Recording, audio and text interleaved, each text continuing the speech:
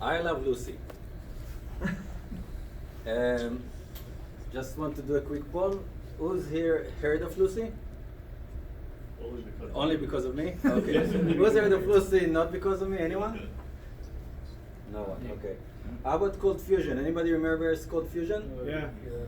Okay. Anybody used Cold Fusion? I'm not a scientist. That's a different kind of Cold Fusion. Okay. I imagine that everybody is familiar with the HTML, yes? Yeah. JavaScript? Yep.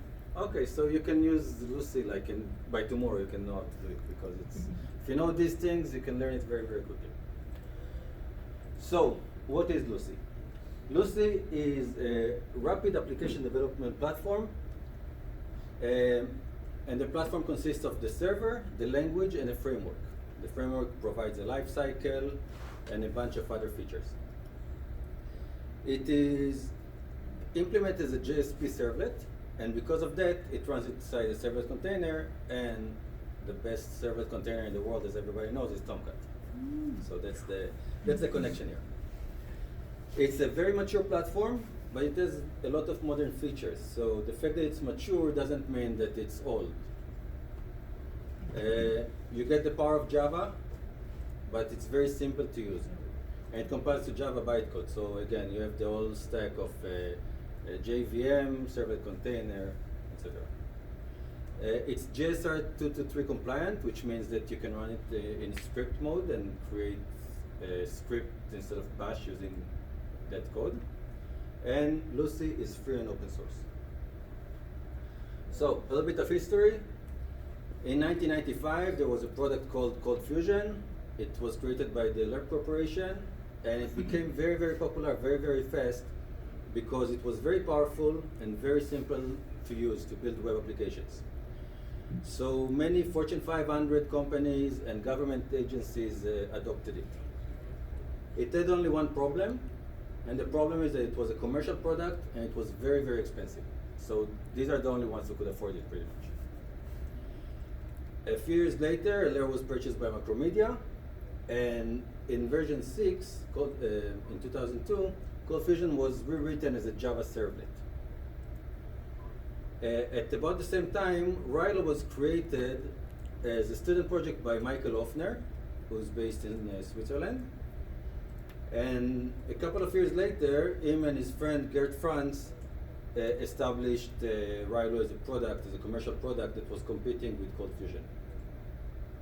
Macromedia was purchased by Adobe, and since then Adobe owns Cold Fusion, the Cold Fusion brand and the product. And the Rilo server, which was created by Michael and Gert, was released as open source software in 2008.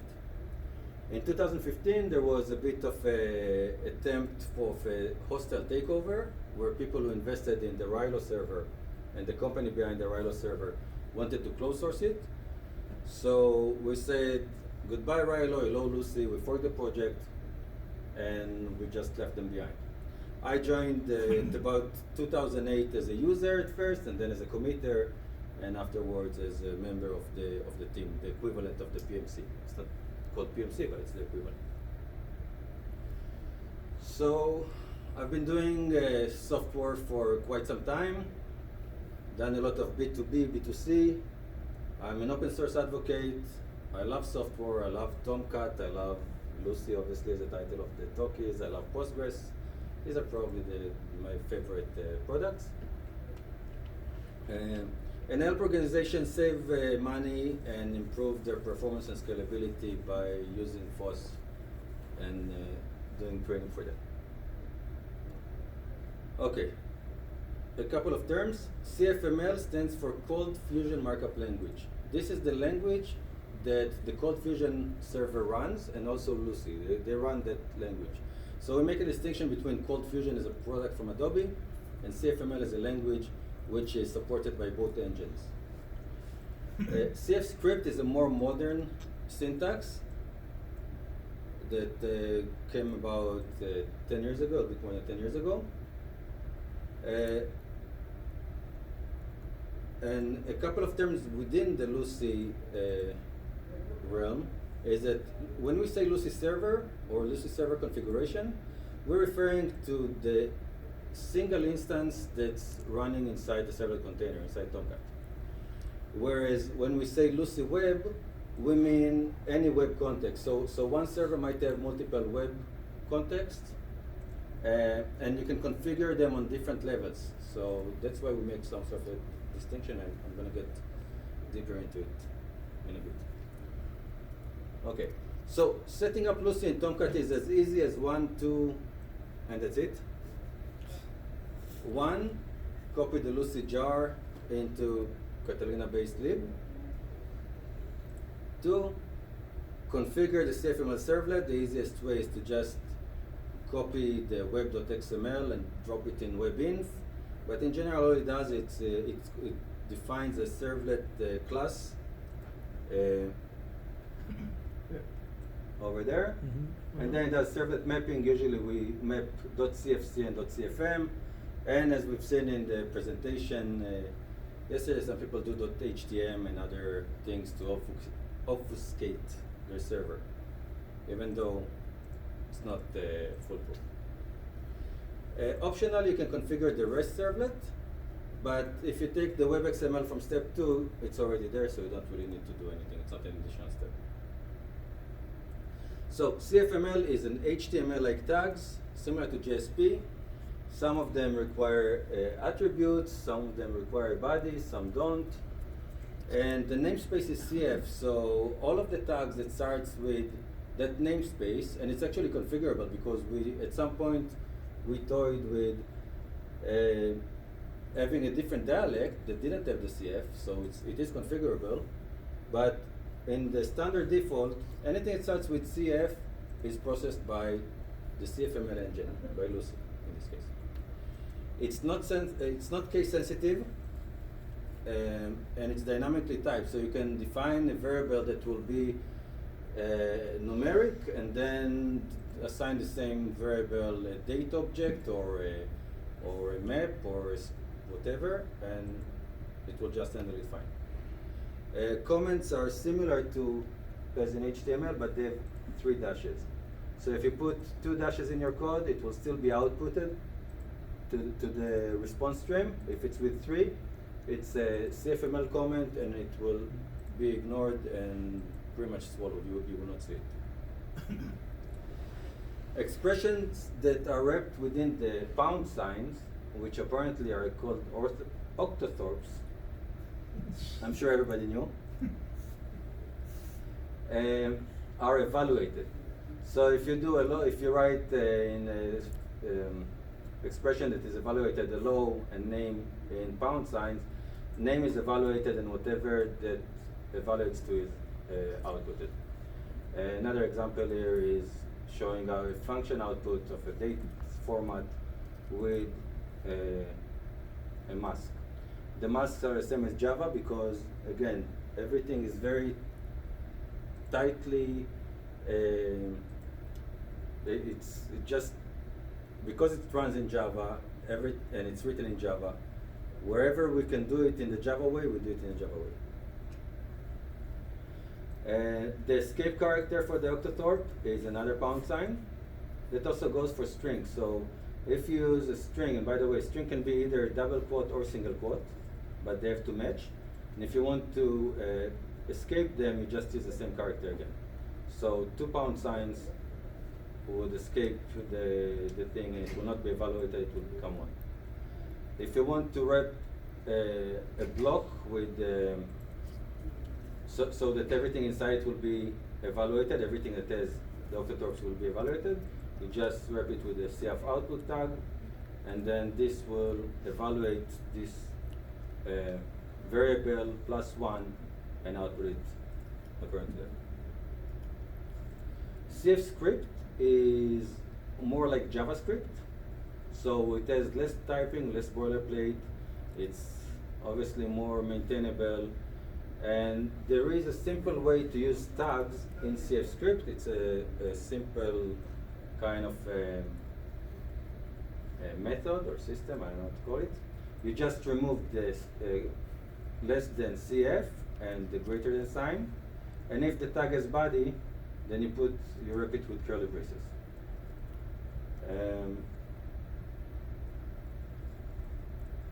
So this is an example of a tag that's called CF file, action read, the variable name that the operation will evaluate to will be file contents, and we pass an attribute path. I'm sure everybody understands what this would do. To write it in CF script, we remove this part, remove that part, and in this case there is no body, so we just close it with semicolon, which is optional, but it obviously makes code easier. Now, many tags, we have a lot of tags and a lot of functions that are built in, and many times you can do the same thing in different ways, because first there was a tag, but then we decided why it's not only us, by the way. Many times we followed the Adobe product because we want to be compatible with them. And the reason is that many Adobe users are switching to Lucee over the years, and in recent years more than ever. So we always try to make it easy for them to switch to Lucee, and by maintaining a high level of compatibility, we achieve that. So in this case, you can just use the built-in function file read, and this will do pretty much the same as the tag, but this is a function format. The Lucee admin, we have a user interface. I can actually show it. This is the Lucee admin. It has a lot of settings. And as I mentioned earlier, we have the Lucee server and the Lucee web. So when you go to the URI /lucee/admin/server.cfm, you're obviously on the server configuration, which sets the defaults to all the web context. So if you go to a web context, the web context is determined by the context that the servlet container provides. So if you have multiple web contexts, servlet contexts, according to the way that Tomcat will evaluate this URI, in this case it's localhost 8080, that's how it knows which web context you configure. Anything that's not configured in the web context is kind of funneled down from the server configuration. There's a lot of options, so I'm not going to go into them. But in general, everything is also saved as an XML because the web UI pretty much just rewrites the XML config, and the paths for the XML are also configurable by init params. Yeah, I wrote it there. Okay. So the obligatory hello world. In order to do hello world in Lucee, you save the following to a file, and the following is hello world, or ApacheCon in this case. If you want something a little bit with more dynamic, hello world would be something like this. So we have the CF output tag because we want to evaluate the variable here. The CF set actually can be outside, but it's just easier to put it like this, doesn't matter. And in this case, we just call a function here, pass in the function now, so this would evaluate to hello ApacheCon 2019. And in CF script, we write it like this, and we use the echo or write output function. In this case, I just concatenated here instead of using putting it in a string. Notable data types. Everything here is kind of notable because there's so much that if I'll have to put it into one presentation, it will take at least a day or two. So we have the string type, the numeric, Boolean. The more interesting ones are the array, which is, it's a bit confusing at first, especially if you know Java or other languages. When I learned it, I already knew Java, but most users of Cool Fusion don't, or CFML. So we define a data type called list, which is just a string. It's a delimited string. And then you can loop over it and do find and replace and operations like that. but it's obviously slower than the array. The array is actually a Java util list. So for people who are familiar with Java, it's sometimes confusing that the list is actually a string and the array is actually a list. We have the struct type, which is a Java util map. It's actually a concurrent hash map, so it's thread safe. And we have an order struct, which was added in the last couple of years. There's a little bit of different format, but it maintains order of insertion, which is very useful sometimes. And there is a query data type, which is just a struct of arrays, but it's a complex 2D data type, which is very useful, and that's the object that you get back when you run a database query, for example. The operators, many of them are like in Java or like JSP, so these symbols that you cannot use inside tags, we use GT for greater than, less than, greater than equals, stuff like that. Ternary, just like Java. Elvis operator, you guys know, you're familiar with the Elvis operator? Okay, so it's a very easy way to check if something is null. If it's not a null value, it's used, the variable is used. If it is a null value, then whatever you pass behind it is used. CT stands for contains, not case sensitive. The rest of the things are pretty much as in Java, with the exception of concatenation, because we have the ampersand, and the reason is that because it's dynamically typed, you can put a string value would be 100, and then if you do the string +1, then with the plus it will evaluate as a numeric value, it will be 101, but with concatenation, with the ampersand, it will be 1001. So we cannot use it as in Java, which is kind of confusing at first also for Java developers. We have lambda expressions. We took the JavaScript notation or symbol as opposed to the Java one. And the reason is, again, that most of our users use JavaScript. They're familiar with HTML and JavaScript. It's very easy for them to write the same lambda or similar for the front end and the back end. And we use the : to access static properties like static methods and stuff like that. Flow control, all the standard things that you're familiar with and expect. It works the way you expect it. We have for in. It's actually using the word in, not as in Java with a colon. We have another struct for looping, construct, and that's where you actually can pass either a struct, which again is a map, or an array, or a query, or a list. They all work in the same concept, so once you know one, you know them all. And we can do also things like try, catch, and throw. Built-in scopes, CGI, URL, everything in the query string is broken into a URL variable. So you don't have to parse the query string yourself, it's all parsed for you. Everything that's posted in HTTP post is in the form scope. We have the server scope, which is usually less used than the application. Application scope, you can usually load data into memory and cache it there and reuse it. So you have a very fast lookup. Client scope and session scope, there are different providers, so you can put it in a cache server, like Redis, for example. It will be very fast. By default, actually, the session state is in memory. Client state usually persisted to database. And in tags, you have also attributes and components, which I'll get to later. You have the this scope, and in functions, you have the argument scope. But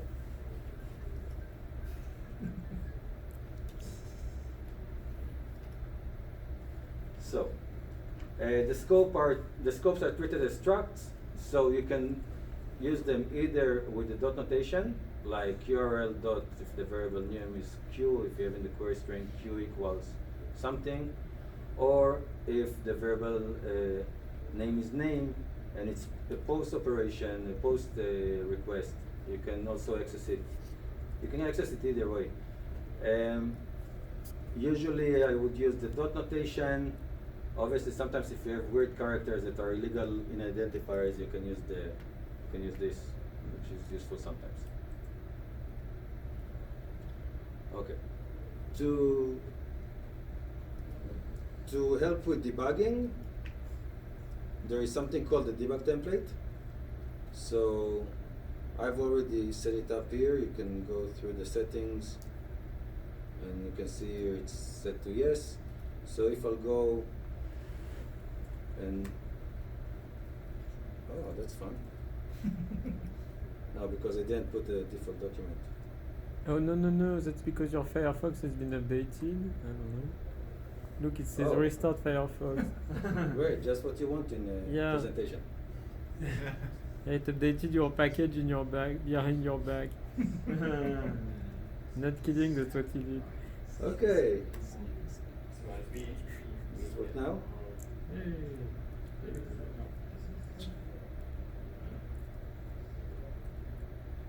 Okay.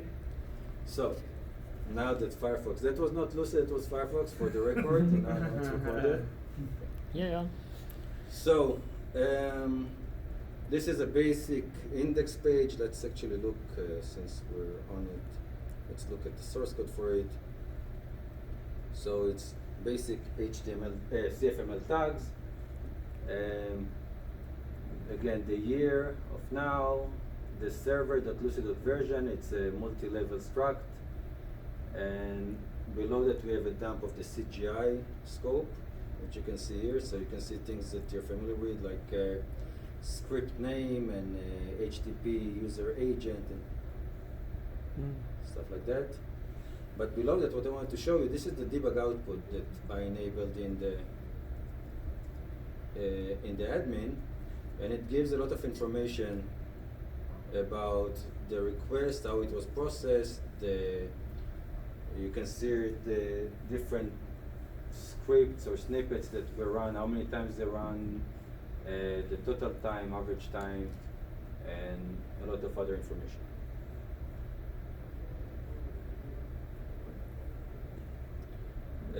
CFDump is a very useful construct. It comes also as both as a tag and as a function.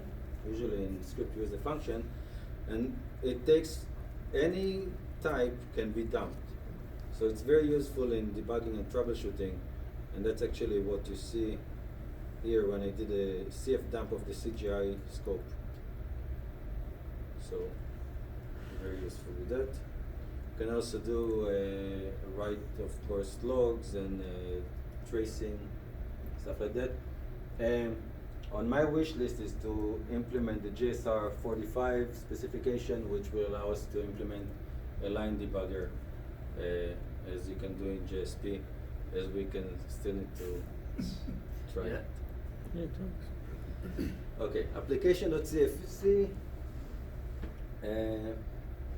By default, any script that is executed belongs to the nearest application.cfc if one exists. The nearest means either in the same directory or in a parent directory. It checks the directories, the parent directories, and whenever it hits an application.cfc, that's the one it's using. And you can define a lot of things there, including lifecycle handlers for the application session and request, or define session management, data sources, persistent stores, and things like that. The life cycles, these two are rather new. You can do certain things only when the server starts or when the web context starts the first time. On application start, on application end, again for same for session and request. And these functions, not the web and server, because those happen before the application.cfc, but the application session and request, those are defined in application.cfc. So actually I can show you the one that I'm using here in the demo. And you see, for example, I give the application a name, and I enable session management. I define a data source, which is a connection string for Postgres that I can show later. And then I have here, on application start, I read the file with some passwords that I didn't want to put here in a visible location, and which hopefully I'll get to in the demo.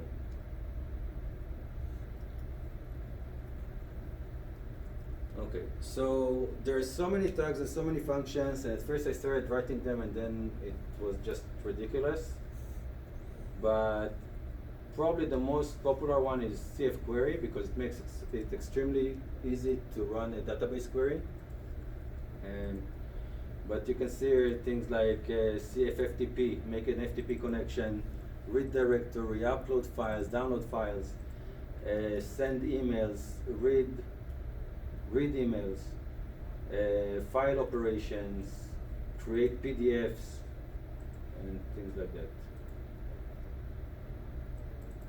Some of the functions, we saw already those. File read, file write. Actually, these use a very nice abstraction, because even though it says file read, it's not limited to the local file system. There is an abstraction of resources, so it can be an HTTP URL inside, or an HTTPS, or an FTP, or an S3. So very easy to just install an extension that we have for Lucee and enable S3 and use those functions to do operations on Amazon AWS S3. Serialized JSON became very popular in recent years. These are some that Chris might like: encrypt, decrypt, hash, generate RSA keys. No? I thought you liked this kind of stuff. I don't know. No, yeah, for you. I don't know if I generate an RSA key. Okay. Just saying. No, it's pretty cool. What if users come to you to get their keys? So if you want to implement a CA in Lucee, Maybe. you could do that. Maybe. Fair enough. No, it's pretty Maybe. cool. It's pretty cool that you have all these features, like for example, JSON support built in, because in Java you don't. So Right. So I'll show some demos. Hopefully, I'll get to it. Okay. Some of the newer functions: array each, array map. If you guys are familiar with map, reduce, filter, so we have things like that. So many of the functions are also implemented as method. So let's say you have an object that's called some array, and it's of an array type. You can call the function and add an element, append an element to it. But you can also use it as a method. So it's some array.append element. And you can add your own built-in functions. It's I put it in quotes because obviously if you add your own, it's not built-in. But they'll behave in that way, which is different from the user-defined functions that I'll get to maybe. Components. So we call them CFCs, Code Fusion Components. The file extension is .cfc, and these are more like Java classes. They have two built-in scopes. One is the variable scope, which has a private access modifier, and the this, which is kind of wasn't our choice, but that's the way it was implemented in Code Fusion, as public access modifier. There is an implicit constructor in the body. When we say body, we mean anything that's not inside the function. So if it's in the file itself, inside the component tag, but not inside the function, then it's evaluated at first, and it's an implicit constructor, and then we also have an explicit constructor, which is the function init, where you can pass arguments and things like that. Custom tags, there are different ways to do it. You can do it in CFML or in Java.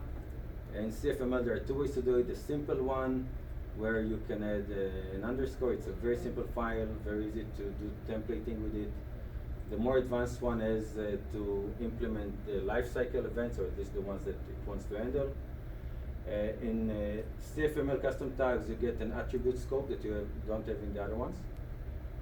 Or you can define your own custom tags in Java you will have to add a TLD descriptor because again it's a JSP servlet, and you actually do have to implement the Java X servlet JSP tag X tag, but we have a base class that you can just extend, and it's very easy. You don't need to do the whole thing.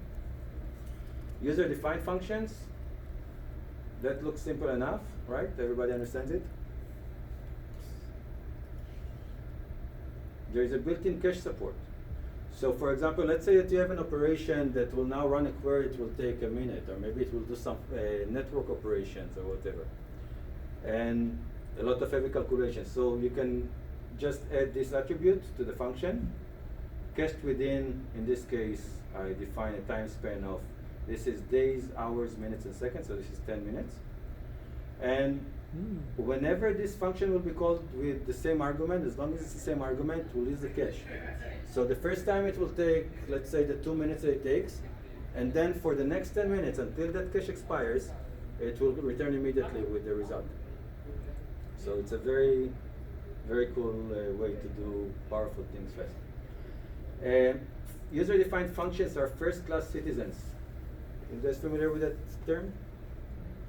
It's the same as in JavaScript.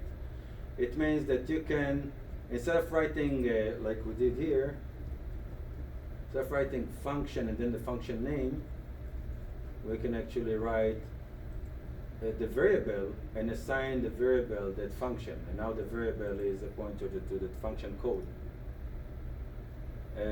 We support lambdas. So this is very similar, just it multiplies by 4 instead of by 3.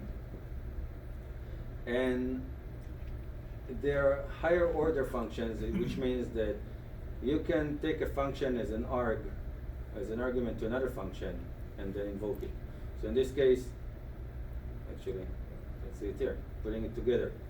So what we're doing here is we're calling F5, and F5 takes F4, which multiplies by 4, and we pass 7 as an argument, so the result will be 28. But as we like to say, just because you can do it doesn't mean you should, because this is definitely not a good example for this. It's very powerful. It's kind of like showing off. It is very useful though when you want to use MapReduce functionality or filter functionality, because then you can just have code reuse. You write your code once, and the function that you pass as an argument will do whatever the implementation requires. Localization, internationalization, very, very long words. We have built-in support, get local, set local, get time zone, set time zone. We can parse and format according to those. RESTful services, we support also, so forgot to highlight this, but in general, you need to define it first in the admin, and then you can define here the REST path and the REST path for the function. So for example, this one will be called at /rest/v1, which is what I define in the admin, /this/that/project. And this one will take an argument, so you can use like Tomcat or Kafka or whatever you want in it, and it will process this one. And I have examples. I don't know if I'll reach all of them, but I'm okay. I have 10 minutes. Oh yeah, a bit more. 15. Good. Java integration. Okay, so I'll speak slower now. I can. Java integration. So, thanks to the fact that Lucee is written in Java and running in a JVM,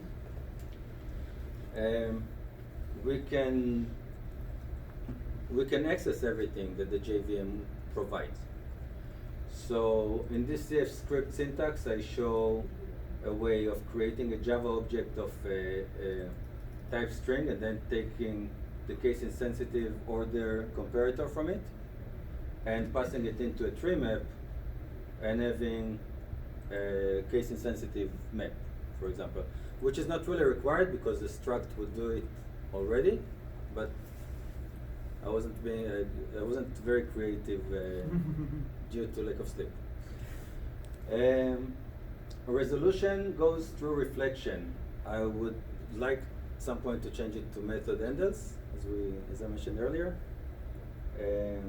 Mentioned offline, not in the presentation. But method handles are much faster, but right now it's still via reflection. So any property that is not defined in the Lucee code is inspected via reflection, and if it exists, then we evaluate it. So for example, this goes to the Java object dot get class and will return, in this case it would be it's something that we have internally that uses a concurrent hash map, but it extends it a little bit. You can use Java cast built-in function to do typecasting, because let's say for example if you set a numeric value, by default it's a Java length double. So if you have a function, if you have a method in Java that accepts maybe both a double or integer and does something different, you have to cast it if you want it to go to the right one. So you can use the Java cast function for that. Null support is something that was added later. So originally we didn't have null support. We would just check if something is defined or not. Now it's possible to just use null if you configure it, if you change the settings for it. And of course there is you can do advanced Java integration, because everything is written in Java and it's open source. So these are some resources, and I'd like to do a demo a little bit before to show you code. It's not going to be really live coding, but show you some code and how it runs, and maybe we'll have time for questions. So we saw this application.cfc. It defines a couple of things. It defines the mail server here and a data source called ACNA 19, which are the main things here. So as I mentioned, we can do FTP out of the box. So for example, you can see what I highlighted there. You can see the cursor. Mm-hmm. And I can also, I guess, make it.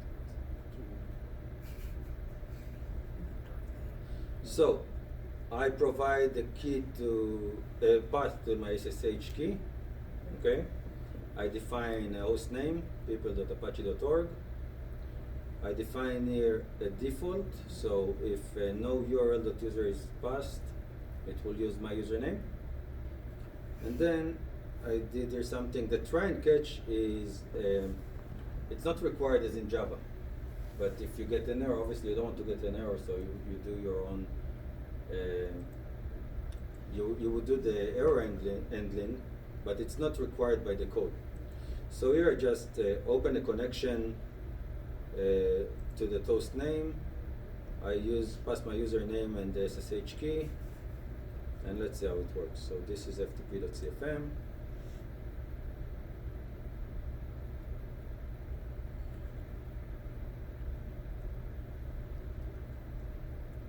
And it takes a little bit of time because it makes the network connection and everything. And actually I break it there. I do a dump and I break it, but you can see succeeded through an error code 0, which is good. So let's actually not break it here. So let me comment out this. And now I will do a list directory for the past URL.user, which again the default is my username, and the public _HTML directory. So if I reload this, again it does the FTP connection and everything, and you can see here this is what I have in my public HTML. And if you want to see, for example, Chris's, you can change, it's public. Then you can see the directory. Okay, so that was FTP. Let's see what else I have. So let me do the RSA one. Maybe you will decide to do it.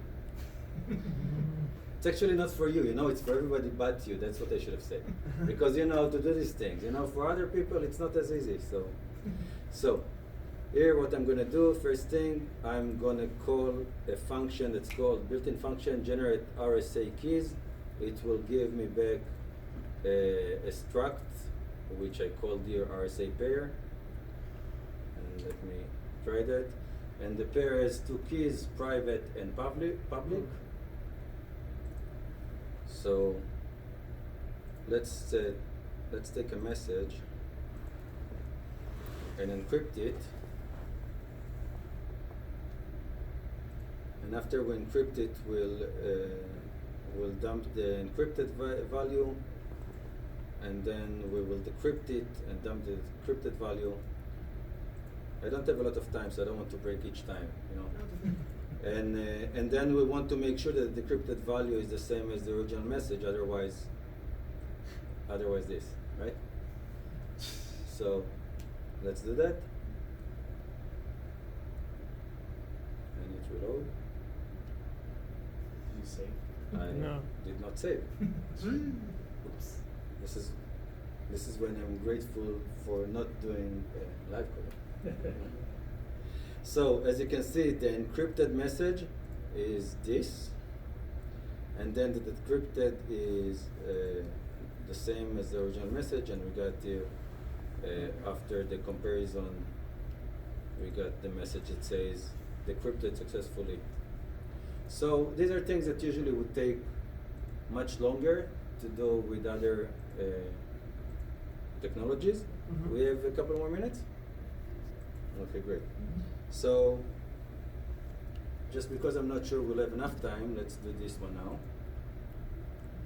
So this one is a bit more complex. First of all, I'm running a CF query. So I'm hitting the local Postgres database that I have running on my machine. I'm passing in this query.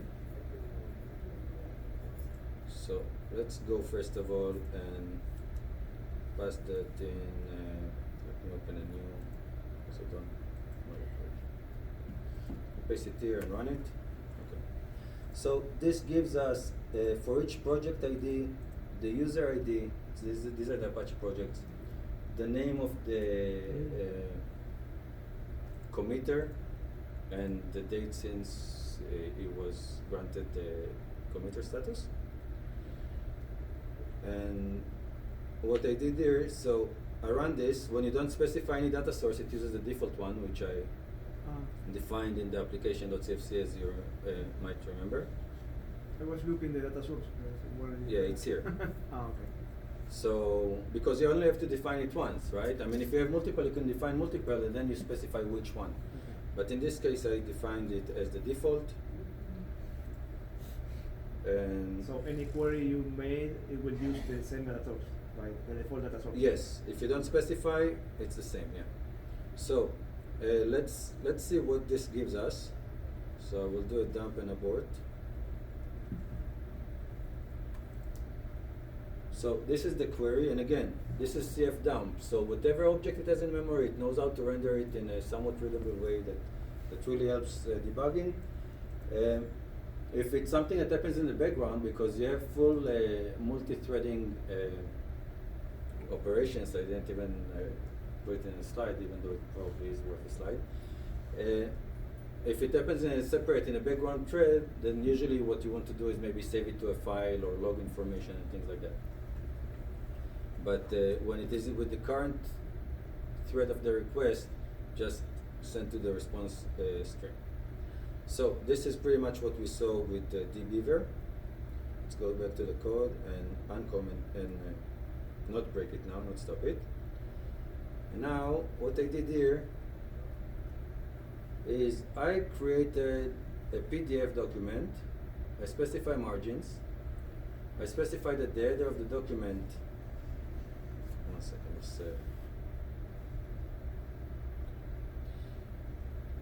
in the header of each page, I will have an image, which comes from also the local Tomcat. define a little bit of styles with CSS, and then the body of the PDF is created with HTML and CSS. Okay? Now, the query brings us, let's look at the query output again real quick. So, you have the same project ID running many times, and it's ordered by project ID. So, in the CF loop here, I iterate over the query object, and I group it by project ID. That means that I have an inner loop here, and as long as that key is the same, it will run the group by. So you'll see in a second. I can see some faces that are like, I know it's easier to see. So anyway, it's looping over the query for each project. Each time a product changes, it outputs this H3 with the project ID, and then it outputs all the names of the committers, and it puts just like a mid dot in between. So I don't think it makes sense actually to dump it. Oh, yeah, let's do that. So let's do a dump and break and see what we get there. So what we get is a byte array with a lot of binary data. And now we can take that and I'm checking if there is a URL key named mail2. And if there is mail2, actually if there is no mail2, I'm running this. I do a reset for the content for the output stream, sending a MIME type of application PDF, and sending the variable that was stored with that binary data. Let's see what it looks like. This is a PDF with 66 pages. Each page has the header with the Apache logo, the information that we have there. Actually, if I'll go down to Tomcat, then you can see here the Tomcat members. It's sorted by first name for a change, you see? So, and if you recall, I'm checking if there is a URL mail2. These comments obviously you can ignore. But if there is a mail2, I'm checking if it's a valid email, and if it is, then I'm creating an email message, sending it to that address, and attaching the report. So if I'll go here, and I'll put mail to my email address. Now, usually when you send emails, you send them asynchronously, so they go in a different thread, they're spooled and they go afterwards. I did it on purpose synchronous, so it took longer. But it tells me the report was sent to my email, and if I'll open this tab, and it reload here on my email, this was just sent from Lucee. And if I open so if I have a couple more minutes, I can show the rest, but restful. But if not, it's fine also. I'm done. I'm good. 1 minute, so I'll actually leave it for questions. No questions?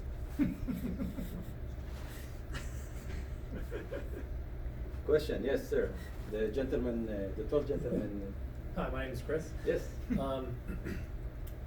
On one of your very early slides, you Yes. said step 1 to install was to drop the Lucee jar file into Tomcat's lib directory.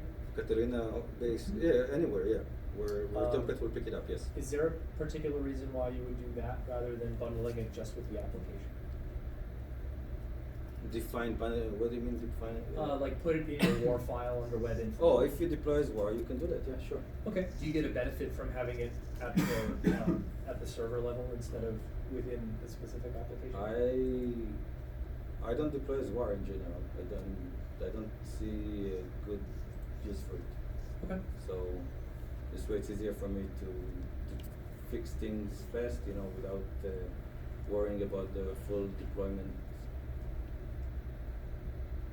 So. Anyone else? But do Yes?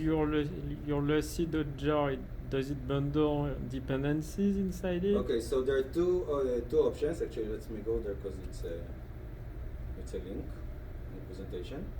So there are different ways, and there is the Lucee.jar, which is the fat jar. It's about 60 megs, Oh. and there is without extensions, which is about 8 megs. And without extensions, you can choose only the extensions that you want. So, for example, PDF is an extension. Mm. If you're going to use PDF, you can either add your own extension, and it's very easy actually to install, to add and remove extensions. If I'll go here to the admin, then Mhm. extensions. So Right. So these are extensions that are installed. MySQL, Postgres, SQL Server, it actually tells you that there's an update if you want to update it. Image extension for image processing, at least for the advanced features. I think for that, that comes pre-installed, so it's fine. And then there are additional ones that are not installed by default. Teradata, SAP, Log Analyzer, and you can of course create your own extensions. A WebSocket extension, which I actually wrote. So. Yes. You talked about what's available and what you can do, but I'm curious about how it actually works. When you translate a Sure. CFN page Excellent into question. something that actually runs, is it being interpreted each time, or are you No. doing the JSP model where you generate Java code and then compile it? So we compile it okay. So when there is a request, we resolve of course what needs to be processed. We check to see if there is already a pre-compiled version of it. Once we find a pre-compiled version, we check the timestamp and some hash to make sure that it's up to date. If it's not up to date, we recompile on the fly. Because anything I can do now, I can change something and it will do it immediately. You don't have to, I'll go here to the index, for example, and reload that page. There is no, it's okay. It's immediate, everything is transparent for the user.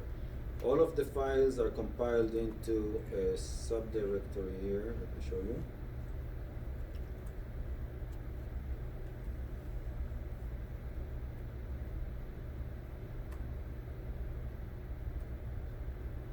So these are default paths, but again, they're configurable via init params of the servlet.